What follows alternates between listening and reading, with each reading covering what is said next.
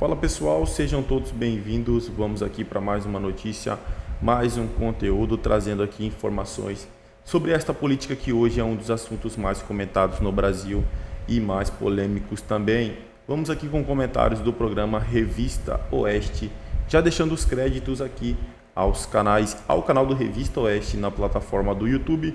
Link do canal oficial vai estar logo na descrição. Pessoal, peço que se inscrevam, ativem o sininho de notificação e se puder deixar o seu like, vai nos ajudar muito aqui dentro da plataforma.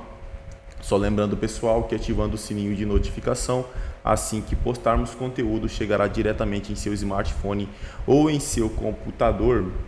E peço a vocês também que comentem aí de qual cidade vocês estão nos assistindo, que é para a gente saber de onde está vindo a nossa audiência. Agora, sem mais enrolação, bora pro conteúdo. Constantemente no Estúdio Oeste, nós estamos usando um termo técnico que às vezes as pessoas podem nem entender. Insegurança jurídica significa que o país não tem mais leis, ou seja, você tem a vontade de uma pessoa poderosa com um teatro de leis, porque na verdade o que vai valer é a vontade única, um regime autocrático, um regime de simplesmente puro poder, ou seja, eu mando, você obedece, né? Insegurança jurídica vai afastar investimentos. Ela vai impedir que os verdadeiros crimes sejam punidos. Ela vai punir como criminosos as pessoas inocentes. Isso que nós vimos hoje foi mais uma de várias, né, manifestações disso. Ou seja, pessoas completamente inocentes, que não cometeram crime nenhum. Não há nenhuma prova contra elas, não há nenhum indício contra elas, nenhuma coisa assim, sabe, uma suspeita. Tudo o que foi feito foi a partir da delação do senhor Mauro Cid, que o senhor Mauro Cid ficou, salvo engano, 4 meses, né, na cadeia. E aí falaram, ó, a única forma de você sair da cadeia, que era uma prisão preventiva, ou seja, já uma prisão, como disse o Piotto aqui, não, uma prisão ilegal, uma prisão que ela não cabe no ordenamento jurídico brasileiro. E falaram assim para ele, olha, a única forma de você voltar a ver a luz do dia vai ser você dizendo que pessoas inocentes cometeram crimes. Aí nós vamos fazer o Fishing Expedition, nós vamos fazer a pescaria de provas, colocar a polícia nas ruas para pegar pessoas inocentes que estão sendo tratadas com termos horríveis pela mídia e usar o próprio processo investigatório como uma prova contra elas, como uma própria punição, né? Ah, vou tomar seu celular, vou te deixar preso preventivamente por 6 meses, 1 ano, sabe-se lá Deus quanto. Você vai ser obrigado agora, além de ficar preso, né, a sair delatando mais pessoas inocentes, sempre dessa forma. Fabi, eu quero ainda permanecer nesse tema, mas eu quero uma sonora. Posso só fazer uma menção? E essa delação do Cid, em tese, foi com a Polícia Federal. Delação se faz com o Ministério Público. O Ministério Público reclamou de como é que a polícia estava fazendo delação no lugar dele. Bom, só para lembrar, mais uma, digamos, algo abjeto dentro do direito que está sendo aplicado por essas pessoas. Lembrando que em 2013 nós tivemos, né, uma PEC que entrou numa grande discussão, até coloquei isso no meu livro, porque ela queria justamente falar assim, o MP ele tem a sua forma de investigação, a Polícia Federal tem a sua forma de investigação e todo mundo achou aquilo ali um absurdo, né? Era justamente para separar tudo isso aí. Tem uma sonora só que eu quero colocar antes de passar aqui para a Fabi.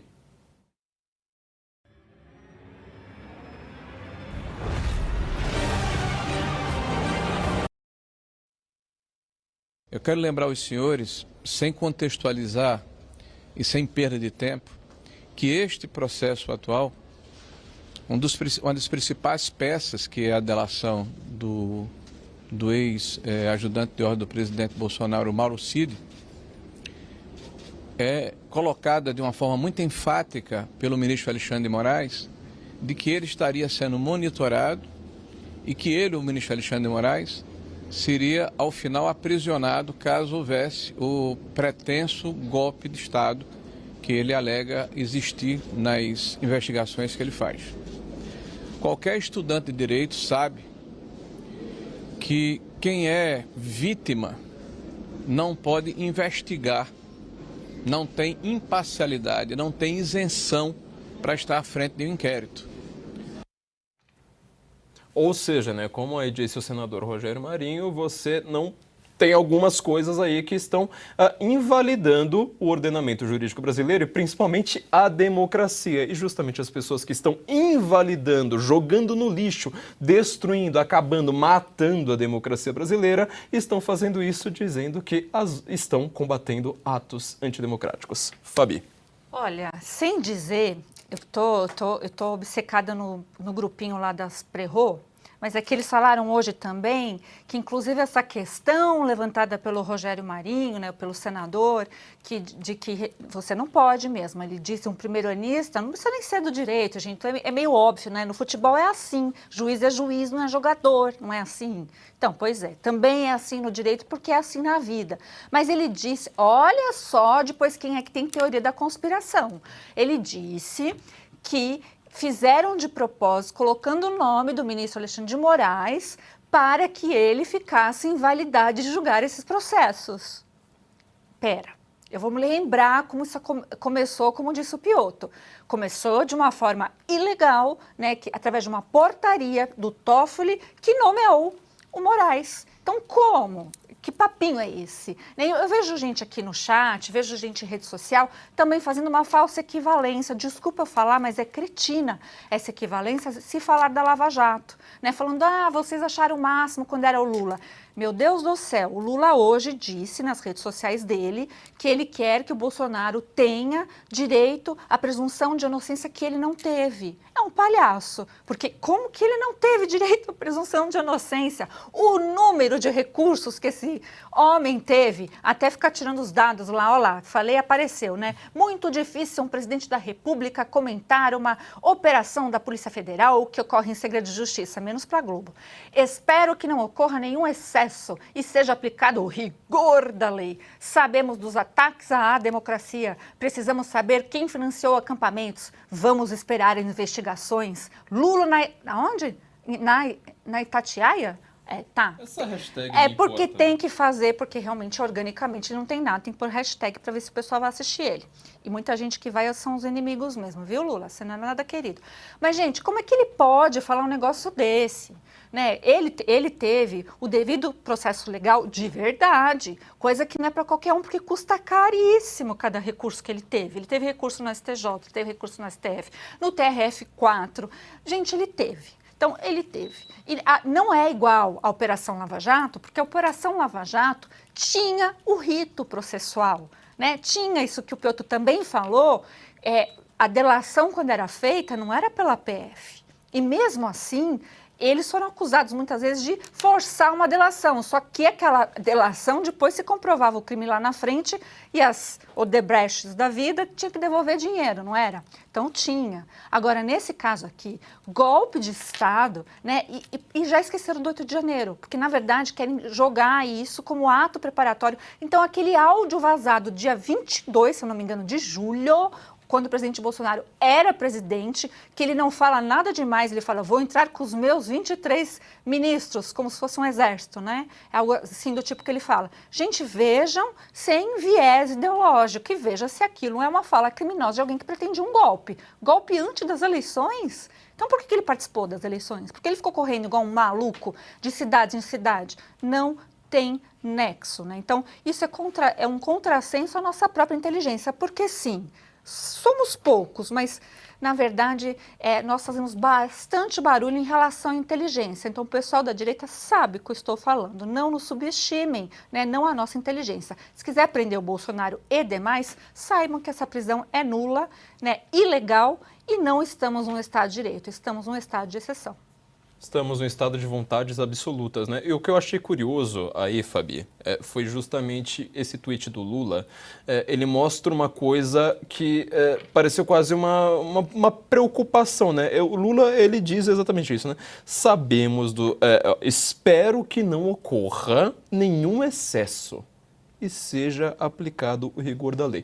Ora, o Lula, em cada um dos discursos dele, ele pode estar entregando, sei lá, uma cisterna lá no interior do Pará, ele vai falar exatamente sobre o Bolsonaro. Sempre vai ser aquela papagaiada sobre Bolsonaro, o governo anterior, assim por diante. Agora, quando chegam justamente nos generais, no ajudante de ordens, no assistente para assuntos internacionais, o Felipe Martins, né? Ou seja, as pessoas ali mais próximas ao Bolsonaro depois de sua família. Aí ele vai lá falar, né? Espero que não ocorra nenhum excesso e seja aplicado o rigor da lei. Por que Lula estaria preocupado com excesso, sendo que ele preconizou excessos contra Bolsonaro de todas as formas possíveis? Acho que até o próprio Lula está percebendo que essa força do Supremo Tribunal Federal está completamente descontrolada. Não tem nenhuma lei, não tem nenhuma instituição, não tem nenhum órgão, não tem nada que os controle, que faça um contrapeso. Agora eu vou fazer uma coisa aqui horrível contra meu amigo Silvio Navarro, que é citar um tweet do Silvio Navarro depois do tweet do Lula. Eu espero que ele não me bloqueie no Zap igual o senhor Geraldo Alckmin o bloqueou no Twitter depois dessa, mas eu queria agora jogar pro Piotr esse tweet aqui do Silvio Navarro, porque isso aqui é uma coisa maravilhosa. Ó, o PT esteve à frente, a gente estava falando da Lava Jato agora há pouco, né? O PT esteve à frente dos maiores escândalos de corrupção do Brasil. Não teve o registro cassado, porque afinal era uma democracia. Hoje o PT quer acabar com o PL e a oposição no país, porque afinal já não é mais uma democracia. Nós estamos comentando aqui, acho que desde o último programa em que a Cris participou, né? Foi, aliás, o comentário mais pesado que a Cris fez aqui, mais correto, acho que de todos dela, foi exatamente esse último. Nós não podemos mais chamar o Brasil de democracia com o STF dessa forma. Piotr, com você. Vou usar a expressão que a Fabi usou há pouco. É um estado de exceção. Quando você tem regras democráticas, uma Constituição, leis que estão pacificadas e elas são mudadas o seu entendimento de forma monocrática, o que ainda mais chama a atenção, para, neste momento, e tudo se configura dessa maneira, perseguir um determinado partido político. Veja só, nesta decisão de hoje do ministro Alexandre de Moraes, além da busca e apreensão, ele proíbe que as pessoas que estão no alvo da busca e apreensão possam conversar entre si posteriormente. Ou seja, o presidente do partido, do PL, que nesse momento está preso inclusive, está lá o Valdemar da Costa Neto, não pode conversar com o maior cabo eleitoral da oposição hoje, chamado ex-presidente Jair Bolsonaro, num ano que é eleitoral. Se isso não é estado de exceção, porque, vamos lá, que competência teve, então, o Supremo Tribunal Federal e a Polícia Federal para investigar esse caso que até agora não conseguiu chegar? O que a gente mais vê nesse inquérito sem fim é prorrogação. Esse inquérito, por exemplo, das milícias digitais, que baseia boa parte dessa operação de hoje, foi prorrogado por mais 90 dias por decisão do ministro Alexandre de Moraes.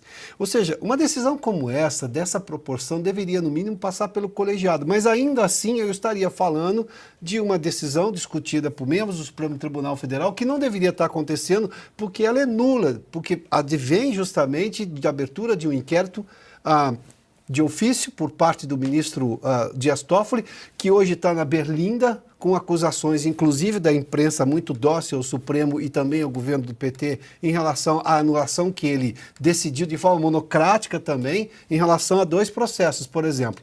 2 pagamentos que deveriam já ter acontecido.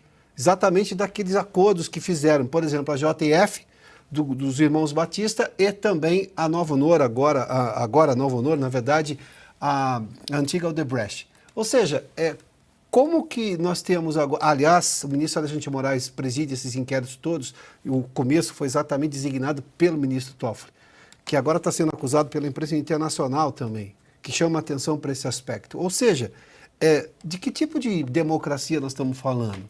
Não da democracia que este país já conhece desde a redemocratização, e tudo detalhado na Constituição de 1988. Não temos uma democracia. Não temos previsibilidade jurídica, não se tem segurança jurídica. Hoje você tem, por exemplo, não se tem mais a separação dos poderes. Você tem um consórcio hoje do governo federal e do Supremo Tribunal Federal que governa o país. Mas aí eu vou insistir num ponto que fiz menção há pouco no Sem Filtro, mas eu vou só voltar à questão. Se você perde a previsibilidade jurídica, que país teremos a partir de agora? Porque quem imagina que isso vai parar aqui não conhece história. As pessoas que alçam ao poder e ficam muito poderosas, elas começam a se achar ilimitadas. É lógico, a história conta isso. Por que seria diferente a partir de agora? É isso aí, pessoal. O exemplo claro de perseguição hoje em Brasília é essa, busca e apreensão. sabemos que quando tem um anúncio de busca e apreensão em Brasília, ou é contra, né, um deputado ou senador de direita, ou é contra Bolsonaro, né?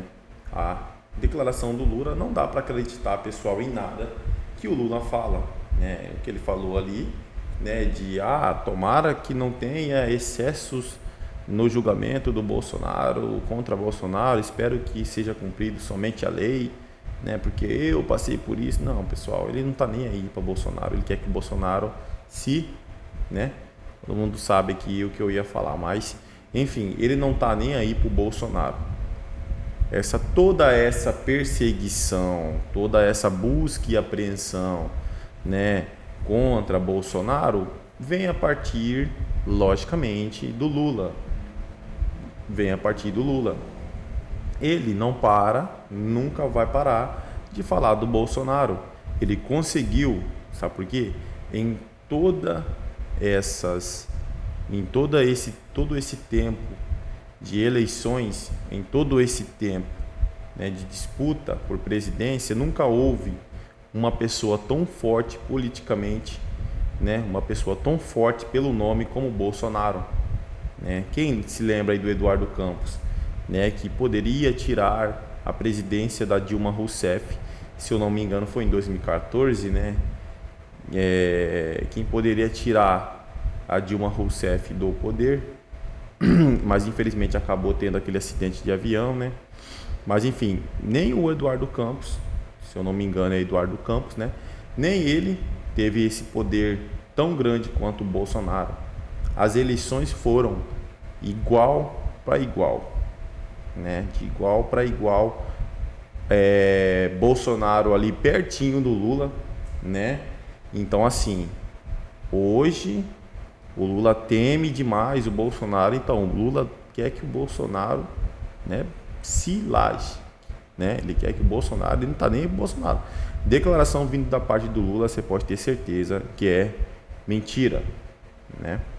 É isso aí, pessoal. Agradeço a vocês pela companhia. Já peço que se inscrevam no canal, ativem o sininho de notificação e, se puder, deixar o seu like, vai nos ajudar muito aqui dentro da plataforma. Só lembrando, pessoal, que ativando o sininho de notificação, assim que postarmos conteúdo, chegará diretamente em seu smartphone ou em seu computador. Desde já agradeço a presença de todos vocês e até a próxima.